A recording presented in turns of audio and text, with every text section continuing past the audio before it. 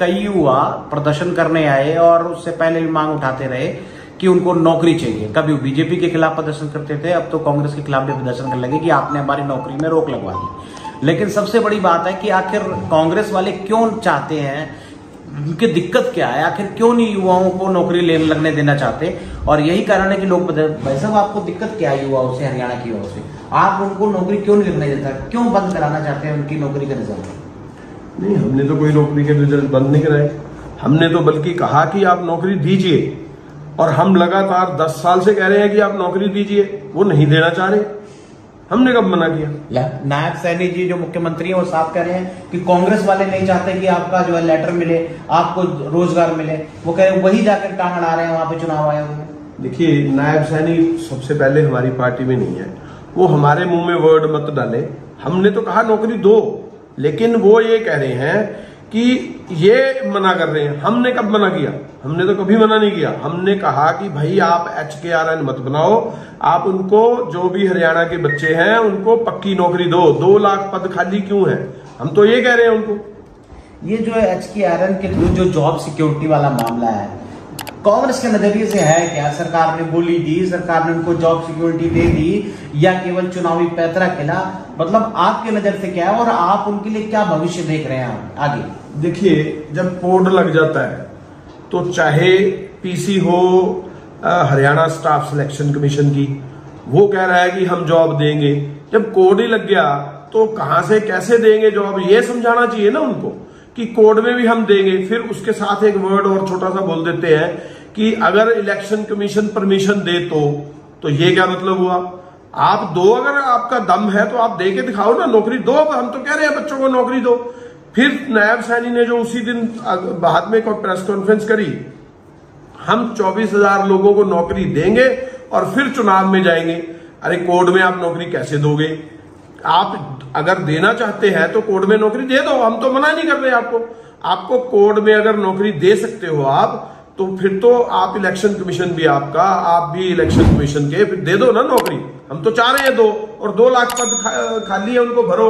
लेकिन हम ये साथ साथ ये भी चाह रहे हैं 10 साल क्यों नहीं दी, 10 साल नौकरी क्यों नहीं दी, इसका भी जवाब दीजिए साथ में। जो 10 साल नौकरी नहीं दी, इसका जवाब मिलना चाहिए, जो कि अभी तक नहीं मिला। 10 साल तक आपने लोगों के साथ कुठाराघात किया, 2 लाख पद खाली पड़े हैं। ये सबसे बड़ा नुकसान हरियाणा की जनता का किया।